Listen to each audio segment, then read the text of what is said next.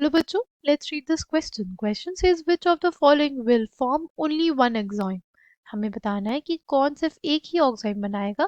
किसके साथ? NH2OH के साथ. ठीक. Key concept for this question is key concept for this question is reaction reaction with NH2OH, reaction with hydroxyl amine. ठीक है.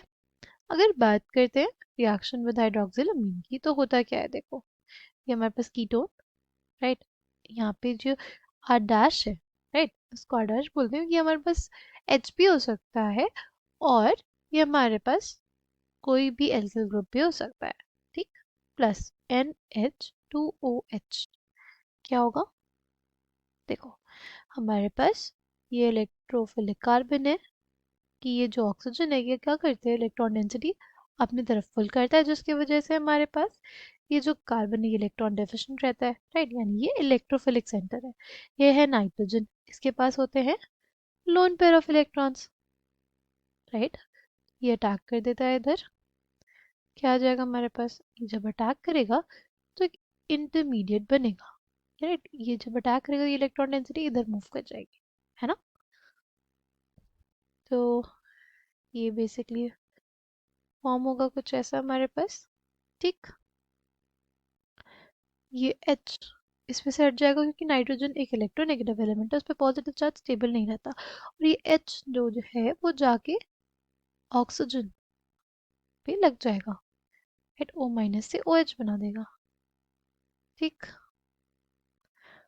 फिर क्या होगा? फिर हमारे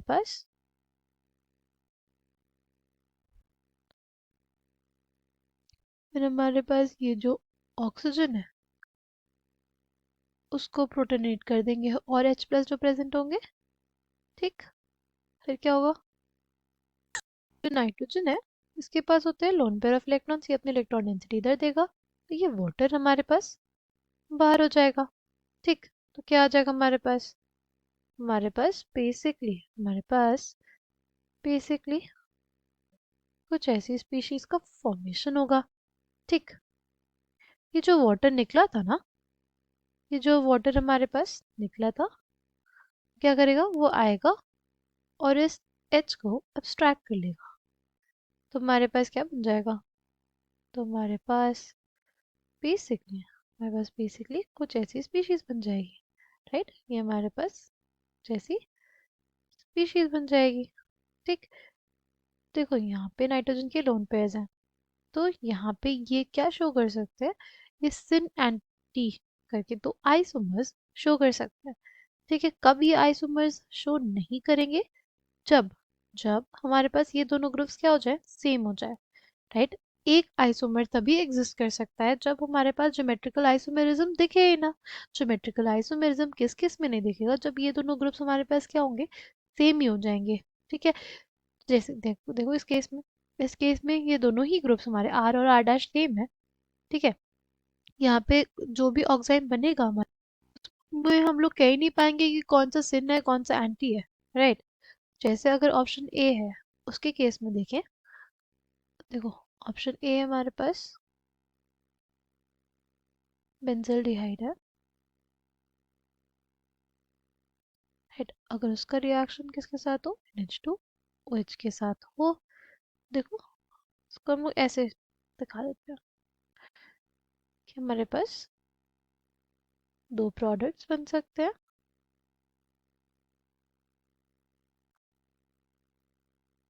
एक प्रोडक्ट ये हो क्या, और दूसरा प्रोडक्ट क्या बन जाएगा? दूसरा प्रोडक्ट हमारे पास हो जाएगा कि ये लोन पेयर इस साइड है और OH इस साइड. ठीक है. अब OH के सामने यहाँ पे क्या है? OH के सामने फेनिल ग्रुप है, यहाँ पे OH के सामने H है ना. तो ये दो आइसोमर इसमें एग्जिस्ट कर रहे हैं. बट अगर दोनों ही ग्रुप्स अगर सेम हो गए तो वहाँ पे ज्योमेट्रिकल आइसोमेरिज्म एग्जिस्ट ही नहीं करेगा, जैसे इसके केस में, राइट. अगर इसकी बात करें तो इसमें भी हमारे पास ज्योमेट्रिकल आइसोमेरिज्म एग्जिस्ट नहीं करेगा क्योंकि दोनों ही सेंटर क्या हो जा रहे हैं? सिमिलर हो जा रहे हैं. अगर दो सेंटर हमारे पास सिमिलर हो जाए तो वहाँ पे ज्योमेट्रिकल आइसोमेरिज्म दिखता ही नहीं है। ठीक है, ये वाटर निकाल दिया हमने। क्या आ गया हमारे पास? हमारे पास बेसिकली क्या आ जाएगा? N O H, right.